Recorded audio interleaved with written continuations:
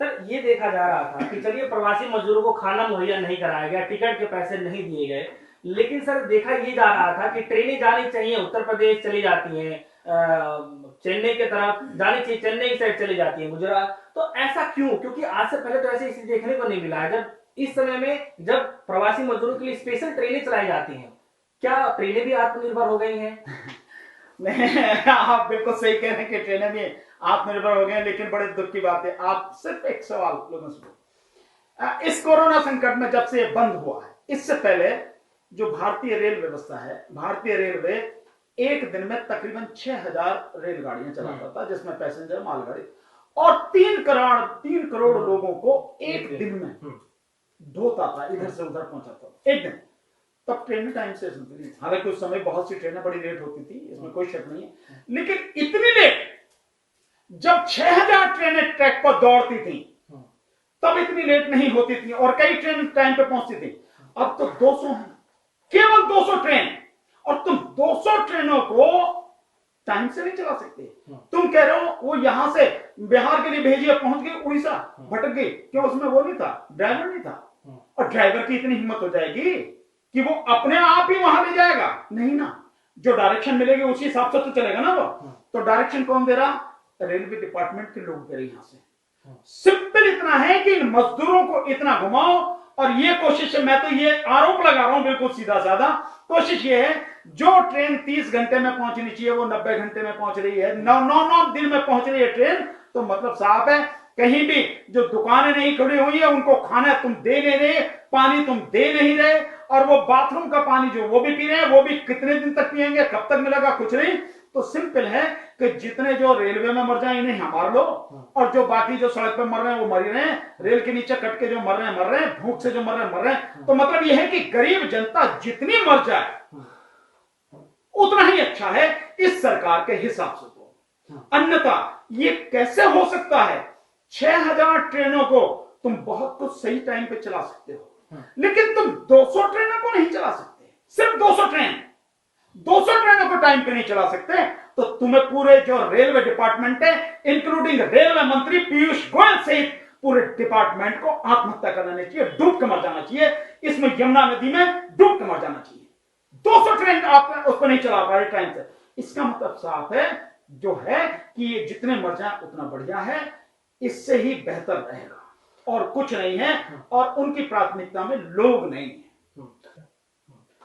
Sir अब जो public है इस महामारी के बीच में, अब जो प्रवासी मजदूर परेशान हो गए हैं उसको लेकर के अब सवाल उठाना शुरू कर दिया है कि जब प्रवासी मजदूरों को खाना नहीं मिल रहा है, जिसकी वजह से मौतें हो रही हैं, सामने ट्रेन जानी चाहिए कहीं और चली जाती है कहीं और, अब उन्होंने सवाल उठाना ये शुरू कर दिया है कि जब प्रधानमंत्री की बात आती है तो वो अपने ही देश के अंदर, जब विदेशी अपने ही देश के अंदर जब वो हवाई जहाज यात्रा करते हैं तो कई करोड़ों रुपए का वो खर्चा कर लेते हैं और कितना खाना और कितना पानी की व्यवस्था करा देते हैं, लेकिन जब प्रवासी मजदूरों की बात आती है मात्र 16 रुपए के खर्चे में एक समय का खाना खा सकते हैं। सर उस समय उनको देखा नहीं गया और काफी सारे मौतें सामने आई हैं। सबसे पहले सर इसको लेकर कैसे देखते हैं? नहीं, मैं समझता हूं इससे बड़े दुर्भाग्य की और कोई बात नहीं हो सकती। आपने केवल उसकी बात कही है कि प्रधानमंत्री की यात्रा पर पैसा खर्च हुआ। मुझे ध्यान है ये न्यूज़पेपर्स में भी, मेरे पास भी रखी होगी कई कटिंग, न्यूज़पेपर्स में भी ये छपा था जब शायद 3-3.5 साल पूरे हुए थे प्रधानमंत्री के, उस समय न्यूज़पेपर में आया था कि उस समय तक प्रधानमंत्री की विदेश यात्रा पर 1100 करोड़ रुपए खर्च हुए उस समय तक। अब उसके बाद लगभग उतना ही पीरियड और हो गया है, तो आप मान लीजिए कि लगभग 2000 करोड़, एक मोटा मोटा सा, क्योंकि उसके जो इस टर्म के जो वो हैं और इस टर्म से पहले के भी शायद कुछ वो आंकड़े प्राइम मिनिस्टर ने, पीएम ने जिस तरह से उसमें है वो आंकड़े उन्होंने कहीं उसमें अभी जो लिखा है वो ये कि भाई ये बिल का जो है अभी आए नहीं, मतलब 1 साल ये हो गई है, 1 साल में कितना खर्चा हुआ वो रिकॉर्ड अभी प्राइम मिनिस्टर हाउस के पास आया नहीं। इतनी स्पीड से काम करता है डिजिटल इंडिया प्रधानमंत्री का। तो आप ये मानिए कि इतना पैसा तो वो है, लगभग 2000 करोड़ रुपए के लगभग प्रधानमंत्री की यात्रा पर खर्च हुआ। इसके अलावा 5,500 करोड़ इस जो सरकार के ये जो प्रधानमंत्री हैं इनका चेहरा दिखाने के लिए, इन्हें चेहरा दिखाने का बड़ा शौक है ना, या इनके जो सलाहकार होंगे उन्होंने बता दिया होगा कि चेहरा लोगों के सामने रखो, सही रहेगा थोड़ा, तो चेहरा दिखाने के लिए जो एडवर्टाइजमेंट है 5,500 करोड़ से ज्यादा उस पर खर्च हुआ है। और अभी जो आपने बजट भी देखा होगा 600 करोड़ प्राइम मिनिस्टर की सिक्योरिटी के लिए। तो मैंने ये सारी चीजें जोड़ जाड़ के जो कैलकुलेट किया, बाकी और जो सब कुछ है मिला के, तो मैं मेरे कैलकुलेशन के हिसाब से लगभग 2,000 करोड़ रुपए, 2,000 करोड़ रुपए ये प्रधानमंत्री के एक साल के खर्चा है। यानी ये गरीब देश, ये देश जो बर्बादी की तरफ पूरी तरह से ढकेल दिया गया है, उस देश के प्रधानमंत्री पर खर्चा एक साल में लगभग 2,000 करोड़ रुपए है। और जितने भी प्रवासी मजदूर गए हैं हमारे भाई गरीब, उनके उस पर जो टोटल खर्चा आएगा वो 2 या 2,500 करोड़ खाने पर जो खर्चा है, इससे ज्यादा नहीं आएगा। अब आप ये बताइए कि सरकार के लिए एक व्यक्ति ज्यादा कीमती है, ऐसा क्या है उस व्यक्ति में?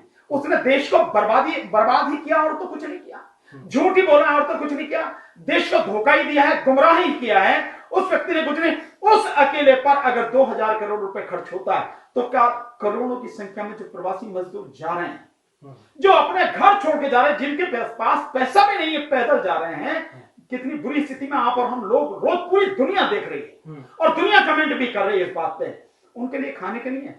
मैं समझता हूं प्रधानमंत्री को अगर जरा से भी शर्म हया है तो डूब के मर जाना चाहिए प्रधानमंत्री को। ऐसे प्रधानमंत्री को जहां उसकी आंखों के सामने बच्चे मर रहे हैं, महिलाएं मर रही हैं, बुजुर्ग मर रहे हैं, जवान मर रहे हैं, भूख से मर रहे हैं। वैसे भी 3 लाख लोग इस देश में हर साल भूख से मर जाते हैं, 40 करोड़ लोगों को खाने के लिए खाना नहीं है। ऐसे समय में प्रधानमंत्री झूठ बोलते हैं और उनके सारे उस पर 2,000 करोड़ रुपए खर्च हो रहे हैं और इनके लिए खर्च नहीं हो सकते। तो आपको समझ में आ जाएगा कि प्रधानमंत्री के लिए अपने अलावा, अपने चेहरे के अलावा, अपनी पार्टी के अलावा और सत्ता पर किसी भी तरह से वो काबिज बने रहे, इसके अलावा किसी की उन्हें कोई परवाह नहीं है। और जनता की परवाह तो उन्हें इसलिए नहीं है क्योंकि जनता के वोट की उन्हें जरूरत नहीं है। जनता के वोट की जरूरत होती तो शायद कुछ बात है, जनता के वोट की जरूरत नहीं है क्योंकि ये जो सरकार है ये पहले भी और अब भी ईवीएम में 2019 में तो बिल्कुल साफ हो गया कि ईवीएम में बड़े पैमाने पर लूट करके, लोगों का वोट लूट करके ये बन गया। इसको जनता का मत हासिल नहीं है। 55 और 60% की जो बात कर रहे हैं, मैंने तो कई बार कहा, फिर आज आपके माध्यम से कहता हूं, अगर 56 इंच का सीना है और इतना अपने आप को बहुत बहादुर समझते हो और 55 से 60% लोग आपको वोट दे रहे हैं, तो आ जाओ बैलेट पेपर से चुनाव करो, आपकी औकात पता लग जाएगी आप कहां हो, मुंह के बल गिरोगे नीचे जाके। यह है स्थिति।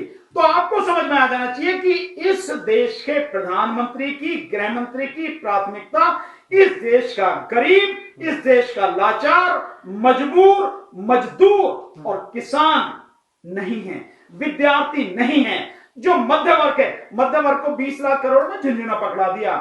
एक जो मोदी भक्त हैं, अंध भक्त हैं, वो भी अब जब बुराई कर रहे हैं और कह रहे हैं मध्य वर्ग को क्या दिया, मध्य वर्ग ही तो तुझे जिताता है, सब कुछ है।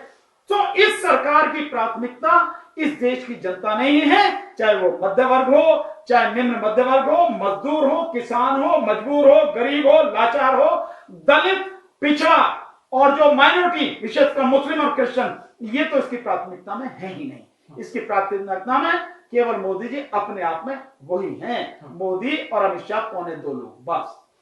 सर, ये आत्मनिर्भर की बात करते हैं और वो भी इस समय में जब मजदूर खुद अपने बलबूते खड़े होकर के तमीज में घर नहीं आ सकते, उनके पैरों में चप्पल नहीं है, इस समय में आत्मनिर्भर उनके भरोसे छोड़ देना कितना सही लगता है? नहीं, आत्मनिर्भर के लिए मैं, बहुत अच्छी बात है आप जो कह रहे हैं। प्रधानमंत्री जिन गाड़ियों में चलते हैं, जिन हथियारों से प्रधानमंत्री की सुरक्षा होती है, जो इंस्ट्रूमेंट प्रधानमंत्री को जो इस्तेमाल होते हैं उनकी सुरक्षा में, वो सारे के सारे, और जो वो फोन इस्तेमाल करते हैं, पूरी जो सब चीजें और जितने भी सारी चीजें लगी हुई हैं, पहले उनको हटाओ, उनकी जगह अपने देश की लगाओ, तब पता लगेगी कितने आत्मनिर्भर है।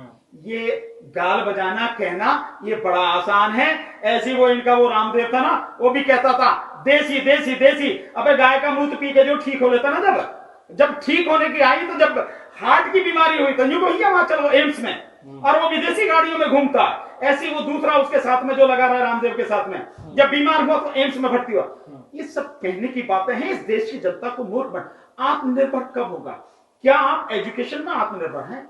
अगर एजुकेशन में आत्मनिर्भर होते तो देश में से 6-7 लाख जो स्टूडेंट है हर साल बाहर जाता है, लगभग 2,10,000 करोड़ रुपया उनकी एजुकेशन पे खर्च होता है। उनके वहां रहने के उस पर तो अलग ही छोड़ो, सिर्फ जो फीस जाती है उस पर खर्च होता है। अगर होते तो सबसे पहले कोई भी देश अगर आत्मनिर्भर होगा तो पहले एजुकेशन उसकी होनी चाहिए, बहुत बढ़िया होनी चाहिए, तब होता है आत्मनिर्भर। इसके बाद जो आत्मनिर्भर होगा उस देश में जो है किसी भी तरह की जो ये हिंसा, धर्म के नाम पर विशेषकर हिंसा और ये सारी चीजें हो रही हैं, ये सब नहीं होनी चाहिए। हमारे देश में धर्म के नाम पर खूब कत्लेआम होता है। हमारे देश में धर्म के नाम पर, सांप्रदायिकता के नाम पर दंगे कराए जाते हैं। दिल्ली का दंगा जो अपने आप में उदाहरण है, और गुजरात का दंगा तो कोई भूल आई नहीं, दुनिया नहीं भूल सकती है नहीं। आत्मनिर्भर होने के लिए आप इस देश का जो किसान है, जो मजदूर है, काम तो वही करता है ना। असली काम कौन करता है? किसान और मजदूर। पहले उस किसान और मजदूर को आत्मनिर्भर बनाओ। उसे तो तुमने गुलाम बना के छोड़ दिया, उसे तो तुमने पूरी तरह से भिखारी बना दिया। किसान भिखारी बन गया, मजदूर भिखारी बन गया, और इस कोरोना संकट के समय तो सबको समझ में आ गया कि तुम किसी के नहीं हो। कैसे आत्मनिर्भर बनेगा? किसान आत्मनिर्भर बनेगा, मजदूर आत्मनिर्भर बनेगा, शिक्षा हमारे यहां होगी, और जो मेडिकल फैसिलिटी है, अब तक भी, आज क्या तारीख है? आज तारीख है 1, यानी 68 दिन हो गए। 68 दिन के बाद भी आप डॉक्टर्स को जो पीपीई किट है, जो मेडिकल फैसिलिटीज हैं, डॉक्टर्स को, नर्सेस को, पैरामेडिकल जो स्टाफ है उसको, लैब असिस्टेंट है, जो आपके जो और डिपार्टमेंट के विशेषकर पुलिस वगैरह के जो लोग, आप उन्हें ये नहीं दे पा रहे हैं। आत्मनिर्भर की बात करेंगे आप? सो ये सिर्फ नौटंकी है। ये नरेंद्र मोदी ने हमेशा से ये रहा है प्रधानमंत्री का कि सिर्फ बड़े बड़े शब्द इस्तेमाल करो, बड़े बड़े जो वो दिखाओ, सपने दिखाओ, और उसके बाद हवा निकल जाती है, कुछ नहीं। अच्छा, ऐसा आत्मनिर्भर नहीं बनता। अभी प्रधानमंत्री ने एक पत्र लिखा था, उसमें वो ये कह रहे हैं कि चाहे कुछ भी हो जाए, हमें अपने पैरों पे खड़ा होना ही होगा। अब आप एक बात बताइए मुझे कि जो मजदूर है, प्रवासी मजदूर हैं, वो तो अपने पैरों पे इतना खड़ा है कि पैदल चलने के लिए भी रास्ता तक नाप दिए। इसको लेकर के आप कैसे समझते हैं? नहीं, आप लोगों के पैर काट दो, हाथ काट दो, उनको बर्बाद कर दो, उनको खाने के लिए आप रोटी नहीं दे सकते, ये औकात है तुम्हारी। जो बीजेपी आत्मनिर्भर भारत की बात करती है, उस बीजेपी की औकात ये है कि जो ट्रेनों में लोग चल रहे हैं, झूठ बोला जा रहा है कि 85% पैसा जो केंद्र सरकार दे रही है और 15% स्टेट दे रहा। हकीकत यह है कोई नहीं दे रहा, और सिर्फ मजदूर ही उस पैसे को वहन कर रहे हैं, और डूब के मर जाना चाहिए। मैं ये शब्द इस्तेमाल कर रहा हूं कि आत्मनिर्भर बनने से पहले इस सरकार को डूब के मर जाना चाहिए। इस सरकार ने तो कुछ नहीं किया, लेकिन इस देश के जो लोग हैं, जो भले लोग हैं, जो मानवता जिनमें कूट कूट कर भरी हुई है, जो परोपकारी लोग हैं, उन लोगों ने लाखों करोड़ों लोगों को खाना खिलाया, और लाखों लोगों को वो घर भिजवा रहे हैं। एक नहीं कितने नाम है सबके सामने आ रहे हैं। तो ये सरकार आत्मनिर्भरता की बात करिए, लोगों को आप मार दो, सड़क पे मरने के लिए छोड़ दो, आप बीमारी में मरने के लिए छोड़ दो, एजुकेशन उन्हें दो नहीं, आप हिंसा आप धर्म के नाम पे लगातार करते रहो, ऐसे आत्मनिर्भर बनेगा? आत्मनिर्भर बनने के लिए पहले सरकार को समर्पण करना पड़ेगा। और ये उन हालात में है कि जब देश दौर से गुजर रहा है, सरकार की अमीरी में कोई फर्क नहीं है, सरकार के जो है पैसे की जो है मौज मस्ती में कोई फर्क नहीं, किसी भी तरह के खूब पैसा हो रहा। अभी एक रिपोर्ट, सीएजी की रिपोर्ट आई है कि सीएजी ने कहा कि 11 जो विभाग है सरकार के, उनका खर्चा बढ़ गया। मैं ये सवाल पूछना चाहता हूं, तुम दे किसी को कुछ नहीं रहे, सब कुछ तुमने प्राइवेट कर दिया, नौकरियां तुमने खत्म कर दी। जो 4% दिए बढ़ाया था सेंट्रल गवर्नमेंट एम्प्लॉइज का और पेंशनधारियों का, जिनकी संख्या करीब 54 लाख तो वो हैं गवर्नमेंट एम्प्लॉय हैं सेंट्रल गवर्नमेंट के, और करीब 60 लाख जो हैं वो पेंशनर हैं, यानी 1,14,00,000 लोग। इनको जो दिया था वो आपने बंद कर दिया, वापस ले लिया। उनका पैसा आपने जो पीएम केयर फंड वगैरह उसमें डालने की बात हो रही है। तो 4% जो था 37,000 करोड़ रुपया वो बैठता था, आप वो नहीं दे रहे लोगों को, क्या करोगे आप? क्या दोगे आप? तो ये जो सारी की सारी चीजें, आत्मनिर्भर कहना आसान है, आत्मनिर्भर नहीं। जब आपने लोगों का आत्मसम्मान ही खत्म कर दिया तो आत्मनिर्भर क्या बनेंगे? आत्मनिर्भर बनने के लिए पहले आत्मसम्मान होना चाहिए, फिर शिक्षा होनी चाहिए, फिर रोजगार होना चाहिए, फिर सुरक्षा होनी चाहिए, और फिर किसान और मजदूर खुशहाल होना चाहिए, तब आत्मनिर्भर बनता है। केवल मोदी जी के बड़े बड़े भाषण देने से और वो जो है रोज दिन में 4 बार वो सूट बदलने से, या वो 10 लाख वाला जो सूट है वो भी पकड़ा गया, जो अहमदाबाद जो वेंटिलेटर घोटाला है उसमें वो भी, वो उसकी वो कंपनी है, उसी ने जिसने वो 10 लाख का जो नाम लिखा था ना मोदी का, नरेंद्र मोदी सूट पे नाम लिखा था, वो उसी कंपनी का है, ज्योति वाले का, जिसका जो है वो वेंटिलेटर अहमदाबाद में पकड़ा गया, जो केवल सांस लेने की एक मशीन है, वेंटिलेटर के नाम पे कुछ नहीं है, जो घोटाला हुआ है ना। मतलब इस तरह से आत्मनिर्भर बनेगा। और बीजेपी के जो अध्यक्ष वगैरह हैं वो सारे हिमाचल प्रदेश में पकड़े गए, वो भी उसमें थे, पीपीई किट में जो घोटाले में, वो तो रिकॉर्डिंग है। और इससे पहले जो 19 करोड़ 75 लाख रुपए का जो घोटाला हुआ है, जो आईसीएमआर वगैरह को जो टेस्टिंग किट चाइना से आई, ऐसे आत्मनिर्भर बनेगा, ऐसे आत्मनिर्भर बनेगा कि आप जो पीएम केयर फंड का जो पैसा उससे दवा मतलब बता नहीं रहे लोगों को। सर देखा ये जा रहा था कि जब जरूरत पड़ी भारत को तो वर्ल्ड बैंक से 1 अरब डॉलर रुपए लिया गया, और साथ ही साथ हमने देखा कि एयर जेट जो है उसको बेचा गया, काफी सारे जो हवाई जहाज के जो संरक्षण करने वाले जो चीजें उसको काफी बेचा गया। उसके साथ साथ काफी चीजें भी हमें टेलीकॉम सेंटर को देखा, एमटीएनएल, बीएसएनएल, काफी तमाम ऐसी चीजें जो बेचा गया। तो मेरा समझ में ये नहीं आ रहा है सर कि क्या इसको हम उपलब्धि माने, क्या सरकार इसको उपलब्धि के तौर पे गिनवाना चाह रही है? सरकार तो इसको उपलब्धि बता रही है, लेकिन एक बात पूछिए, सरकार से पूछिए, अगर गृह मंत्री में और प्रधानमंत्री में कलेजा है, मैं यही शब्द इस्तेमाल कर रहा हूं, अगर कलेजा है, हिम्मत है, तो ये बताओ कि देश को बेचना उपलब्धि है क्या? सब कुछ बेच दिया तुमने। ये जो तुमने 20 लाख करोड़ के पैकेज की बात करी, उसमें आखिरी दिन सब कुछ आपने निजी हाथों में छोड़ दिया। एफडीआई जिसका आप विरोध करते रहे मनमोहन सिंह सरकार के दौरान 2014 में, जिस समय चुनाव प्रचार हो रहा था 14 के इलेक्शन का, उस समय जो है आपने एफडीआई का जमकर विरोध किया, आपने एफडीआई खोल दी, कई क्षेत्रों में तो आपने 100% खोल दी, डिफेंस के क्षेत्र में 49% से आपने 74% खोल दी, और बाकी सारे फील्ड आपने खोल दिए। कोल का फील्ड छोड़ दिया, जो कोर है, कोर जो सेक्टर है हमारे, जिसमें कोल है वगैरह और भी सीमेंट है, वो सारी चीजें वो आपने पूरी खोल दी, सब प्राइवेट हाथों में दे रहे हो, सरकार कुछ नहीं करेगी। तो ये बताओ तुम्हारी जरूरत क्या है? तुम्हें आता नहीं कि भैया मैं तो दे रहा हूं इसी पर, मेरी जरूरत नहीं है, सरकार की जरूरत नहीं है, क्योंकि मैंने सब कुछ प्राइवेट हाथ में दे दिया। तो जो प्राइवेट है यही कराएंगे, यही जो भी करना है यही करेंगे, मेरी क्या जरूरत है? सरकार की कोई जरूरत नहीं, खत्म कहानी आपसे सरकार, और ये चुनाव खत्म। हिम्मत है क्या उसमें?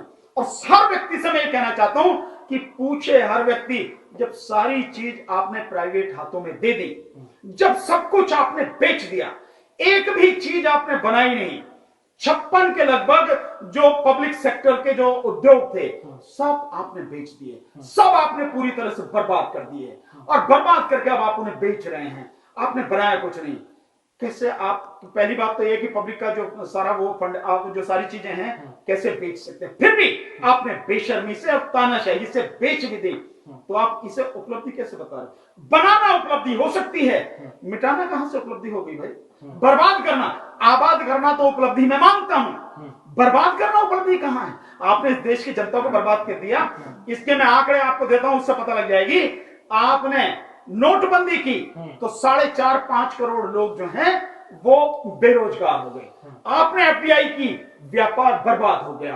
आपने, अब ये कोरोना संकट की बात आ रही है, इससे पहले ही आर्थिक स्थिति पूरी तरह से बैठ चुकी, बर्बाद होगी। सारे जो अर्थशास्त्री हैं वो सब कह रहे हैं, और दुनिया में धीरे धीरे आपकी जो वो है इसकी इकोनॉमी के विषय में जो सारी वो है सब नीचे आती चली जा रही। रिजर्व बैंक ने कहा है अभी थोड़े दिन पहले, 4-5 दिन पहले, कि माइनस में जाएगा, माइनस में जाएगा। तो तुम्हारा रिजर्व बैंक कह रहा, और तुमने सब कुछ बर्बाद कर दिया, बैंकिंग प्रणाली तुमने पूरी तरह से बर्बाद कर दी।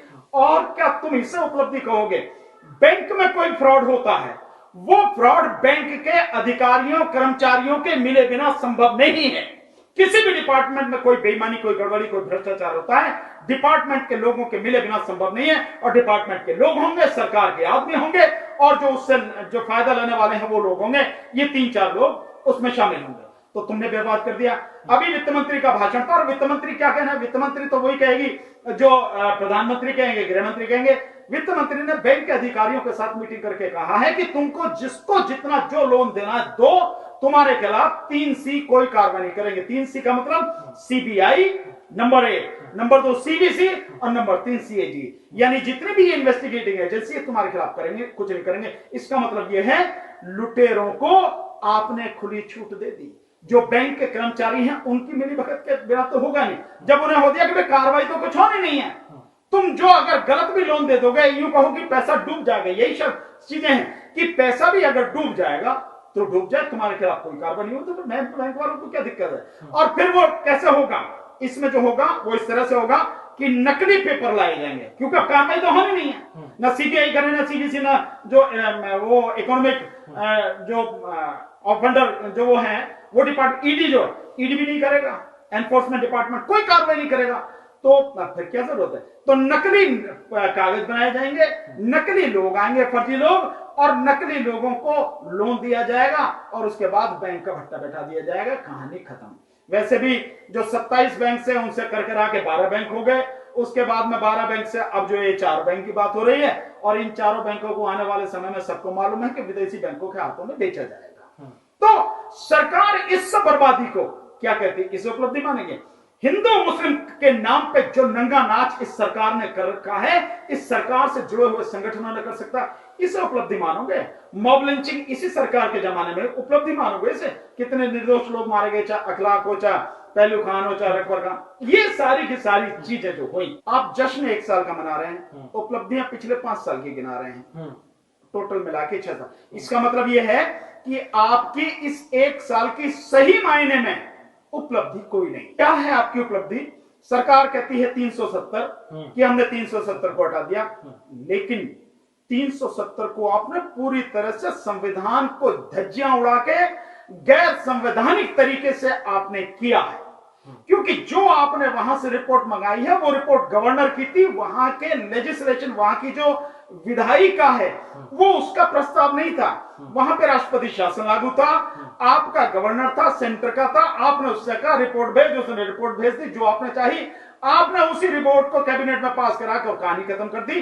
तो वो फैसला केवल और केवल आपका है, और आपने पूरी तरह से गैर संवैधानिक काम किया। जहां तक 370 की बात है वो तो है। 2 उपलब्धियां बड़े ध्यान से सुनिए जो इस 1 साल की है। एक तो 3 तलाक, तो 3 तलाक का फैसला कहां से हुआ है? 3 तलाक का फैसला सुप्रीम कोर्ट से हुआ है। और गिनाते हैं दूसरा राम मंदिर, तो राम मंदिर का फैसला कहां से हुआ है?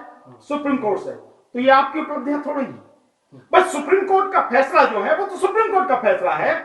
सुप्रीम कोर्ट का फैसला किसी सरकार की उपलब्धि कैसे हो सकती है? अब यहां पर जो सवाल उठता है वो देश की न्यायपालिका पर, सर्वोच्च न्यायपालिका पर एक सबसे बड़ा प्रश्न चिन्ह लग जाता है कि अगर देश का प्रधानमंत्री ये कहता है कि जो ये फैसले हैं ये मेरी उपलब्धि हैं, इसका मतलब क्या प्रधानमंत्री ने डायरेक्ट किया?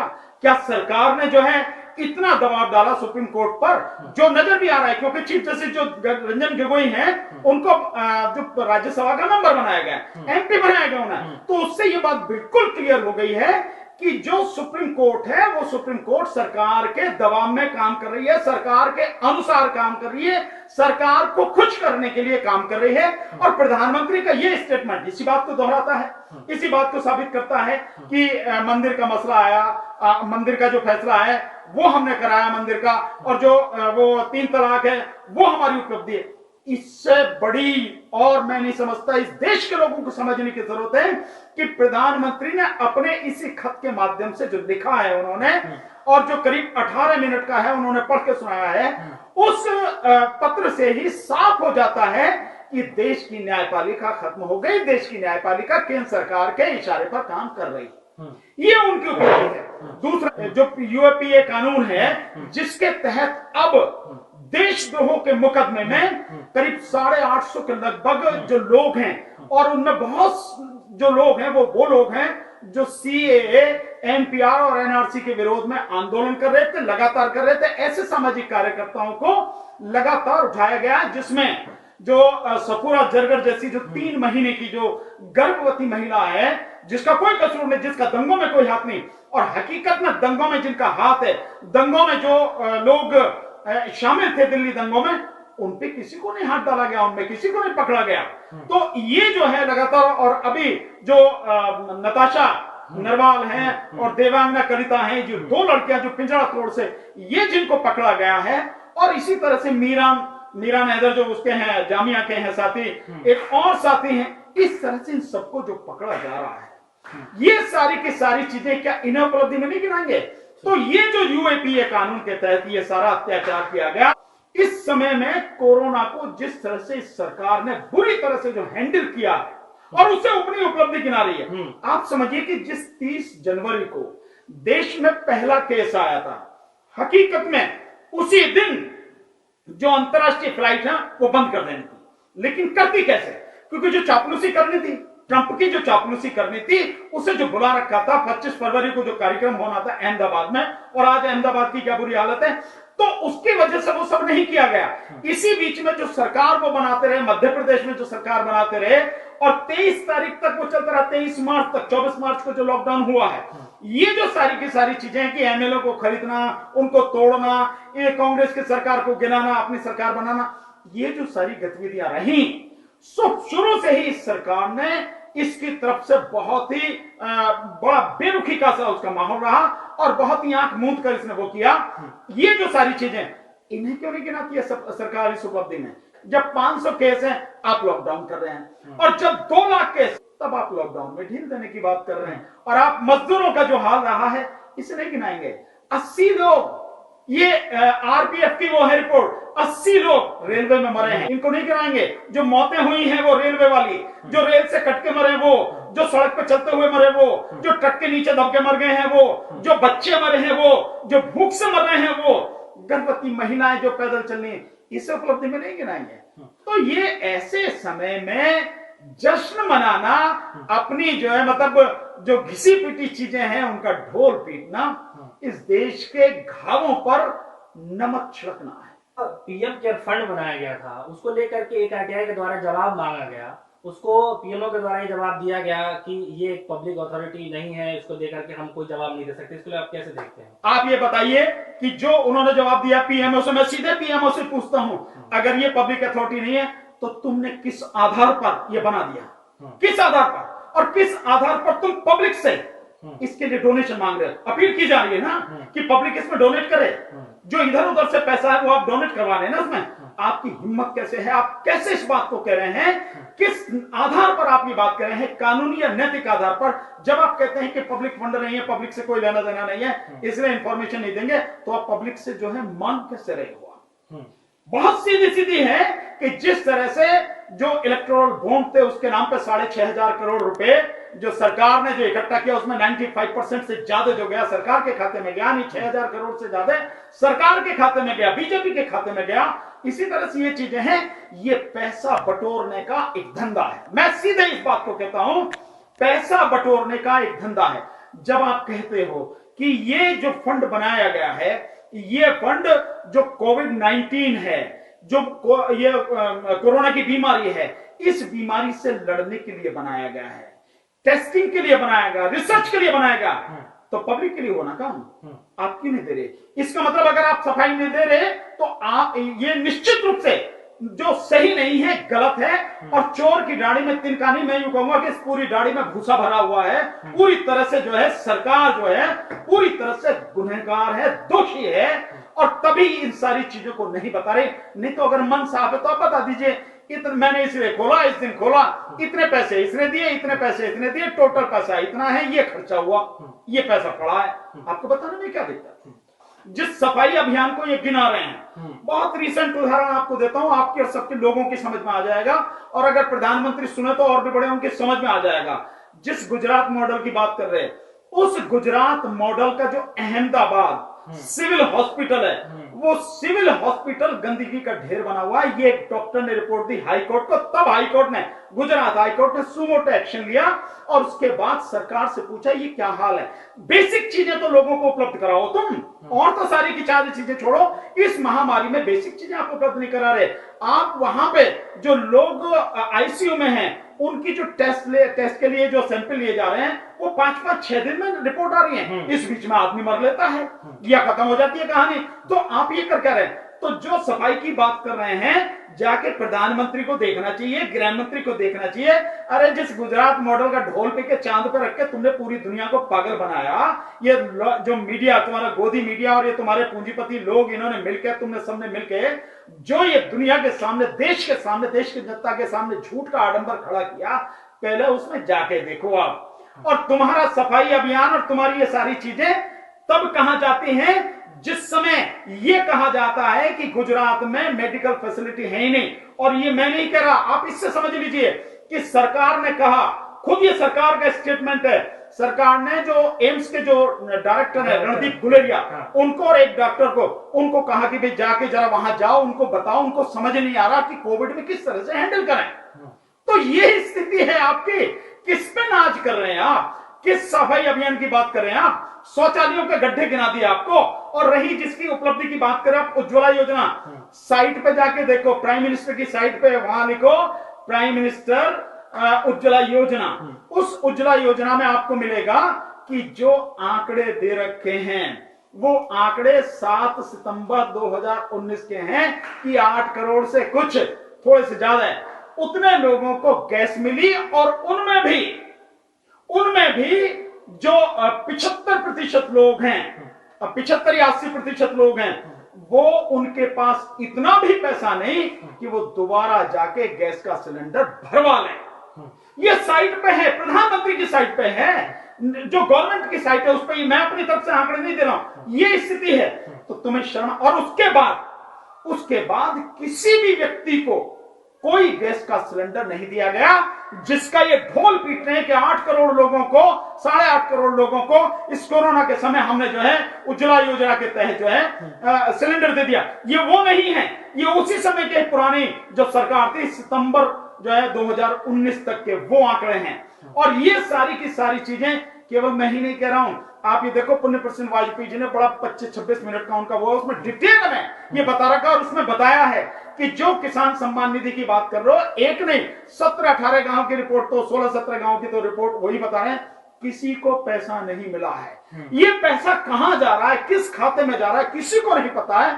तो प्रधानमंत्री एंड कंपनी जितने भी हैं, चाहे गृह मंत्री, झूठ बोलने के अलावा दूसरा तो कोई काम है ही नहीं। तो झूठ को आप उपलब्धि कहेंगे, लोग कहें तो कहें हाँ बीजेपी, क्योंकि झूठ पर ही टिकी हुई है, झूठ पर ही बन के आई है। बीजेपी जो झूठ कहना चाहती है, प्रधानमंत्री जो कहना चाहते हैं कहें, गृह मंत्री जो कहना चाहते हैं कहें, देश की जनता के सामने झूठ परोसते रहे हैं, झूठ परोसे उसमें खुश रहे, कोई नहीं है। सर आपकी जो पार्टी है राष्ट्रीय जनता संघर्ष पार्टी, हमने सर लगातार जब देखा कि जब आपकी पार्टी के जो वॉलेंटियर है लगातार लोगों की मदद करते रहे, जो प्रवासी मजदूर हैं, काफी लोगों को खाना पहुंचाया, काफी जगह हमने देखा कि जिनको चप्पल नहीं मिल रहे वो भी मुहैया करा आपकी पार्टी ने, काफी अच्छा मदद काम कर रही है। लेकिन कहीं कहीं ये भी देखा कि आपकी पार्टी को रोकने का भी कार्य किया गया, कैसे आप देखते हैं? देखिए वो तो सारी चीजें होती रही। देखिए हम तो पार्टी के पास इतना पैसा भी नहीं है, पर हमारी पार्टी के जो साथी हैं, जो भी पार्टी में हैं, जो पार्टी को पसंद करते हैं, वो लोग जो सहयोग करते हैं, और अपने हिस्से से हम जितनी भी मदद हो सकी, ये ऊंट के मुंह में जीरा ही मैं कहूंगा, कोई बहुत बड़ी बात नहीं है। ये हमारी पार्टी के साथियों ने, वॉलंटियर्स ने जो किया है, हम तो समझते हैं कि हम इस काबिल थे तो कुछ कर पाए, या तथागत भगवान बुद्ध के आशीर्वाद से, बाबा साहब के आशीर्वाद से हम ये सब कर पाए जो भी कुछ है। तो वो हमारी जिम्मेदारी थी, हमने निभाने की पूरी कोशिश की है। हालांकि जितनी इच्छा थी या जितनी इच्छा आज भी है, हम उतना नहीं कर सके, ये बात जरूर है, पर जो भी हो सका हम जिम्मेदारी थी वो हमने निभाई। रोकने की तो कोशिश बतेरे करते हैं, लेकिन हम रुकने वाले लोग नहीं। दर्द को कौन कितनी अच्छी तरह से महसूस करता है, समझता है, और सही वक्त पर क्या मदद करने की वो हिम्मत रखता है और मदद करता है, असली बात यह है। तो जो हमसे बन पड़ा हमने किया, रोक हमें कोई नहीं सकता। ये बीजेपी भी जो है इसमें भी हिम्मत नहीं है, इसमें भी इतना गुर्दा नहीं है हमें रोक सके। आने वाले समय में इसे बता देंगे हम, ऐसी कोई बात नहीं है। तो हमारी जो हो सकी मदद की, जितना भी कर सके। सर एक आखिरी सवाल है, क्या आप सर सीए एनपीआर को लेकर के जैसे लॉकडाउन खत्म हुआ, क्या आप फिर से? केवल ये नहीं, सीए एनपीआर एनआरसी ये तो आंदोलन चलेगा ही, इसके बाद में लॉकडाउन के बाद में अब आंदोलन और भी शुरू होंगे। आंदोलन शुरू होगा, जो रेहड़ी पटरी वाले जो मजदूर हैं, जो पूरी तरह से बर्बाद हो गए, जो डेली बेसिस वाले हैं, अनऑर्गेनाइज सेक्टर में जो लोग हैं, लेबर हैं, उनके बेहतरी के लिए आंदोलन होगा, उनको न्याय दिलाने के लिए आंदोलन होगा। और जो श्रमिक कानून इन सरकारों ने में हेरफेर करी और पूरे 3 साल के लिए श्रमिक कानून खत्म कर दिए हैं, इसके लिए जबरदस्त तरीके से आंदोलन होगा। हमने तैयार कर लिया है इंटरनेशनल लेबर ऑर्गेनाइजेशन जो है जेनेवा में, जिसका ऑफिस है, हम वहां जो अपनी एप्लीकेशन डालने जा रहे हैं कि भारत सरकार को डायरेक्ट किया जाए, क्योंकि भारत सरकार इंटरनेशनल लेबर ऑर्गेनाइजेशन संयुक्त राष्ट्र संघ का जो चार्टर है उस पर सिग्नेचर करने वाली वन ऑफ द सिग्नेटरी है, हस्ताक्षर किए हैं। इसका मतलब यह है उस कानून को मानती है, उस संविधान को मानती है।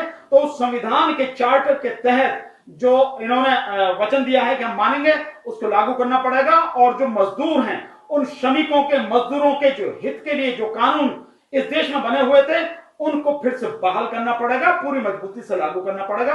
हम वहां इंटरनेशनल ऑर्गेनाइजेशन में जा रहे हैं। इसके अलावा किसानों की बेहतरी के लिए भी आंदोलन हम लोग शुरू करने का पूरा प्लान कर रहे हैं। देखते हैं किस तरह से होगा। उसमें दो तरह की हमारी वो है, एक तो इस देश का जो किसान है, इस देश के किसानों को एक बार पूरी तरह से कर्ज मुक्त किया जाए। जब इस देश का जो उद्योगपति है, पूंजीपति है, बिजनेसमैन है, जब उसके सारे कर्जे माफ किए जा सकते हैं। आपने देखा ना, 6 करोड़ 66 लाख माफ कर दिए। और इसके अलावा जो मतलब ये पिछले 4 साल में, और इसके अलावा 68 करोड़ 68,600 करोड़ रुपए जो फ्रॉड है, बिल्कुल जो लूट के भागे 50 लोग, जिनकी लिस्ट टॉप के जो 50 है, जिनमें मेहुल चौकसी और नीरव मोदी वगैरह सारे, उनके माफ कर दिया।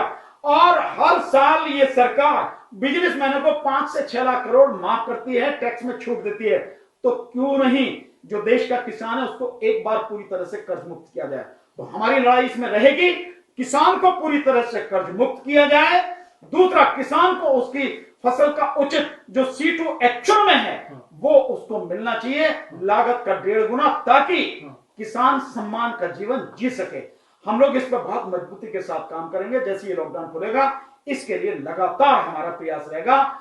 ये हमारी पार्टी का न केवल एजेंडा है, बल्कि हमारा प्रण भी है। इंसानियत के नाते मैं एक किसान रहा हूं, तो मैं किसान की मजबूरियां हैं मैं जानता हूं।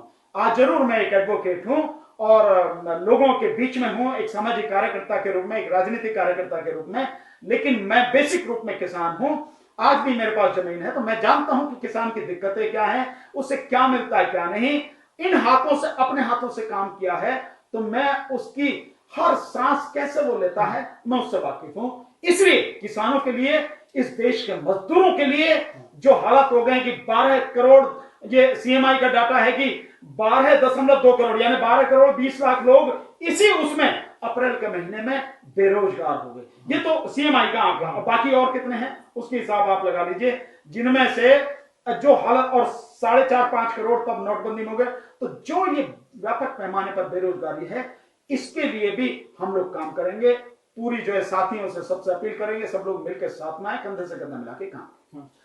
तो आज हमारे साथ जुड़े थे भानु प्रताप जी, जो कि एडवोकेट हैं और राष्ट्रीय जनहित संघर्ष पार्टी के अध्यक्ष भी हैं। तो लगातार इनकी जो पार्टी है काम करती रही है राष्ट्र हित में, देश हित में। लगातार हमने देखा कोरोना जैसी महामारी में भी जिन लोगों को जो ज्यादा समस्याओं के जूझ रहे थे, उनको भी इन लोगों ने काफी मुहैया कराया। इनके जो वॉलेंटियर हैं, काफी अच्छा काम किया इन लोगों ने। और साथ ही साथ ये बताना चाहूंगा कि जो CA, NRC और NPR को लेकर के जो लगातार लड़ाई चलती रही है, उसमें भी काफी बड़ा योगदान रहा है हमारे भानु प्रताप जी का। बाकी आगे जितने भी समस्याएं आएंगे, जिस तरीके से भी हम सरकार के खिलाफ, जितना भी हम जितना भी गलत काम जो हो रहे होंगे, उसके खिलाफ जो भी सच्चाई होगी, हम आपके सामने उजागर करते रहेंगे। जुड़े रहिएगा हमारे साथ, देखते रहिएगा DS4 न्यूज।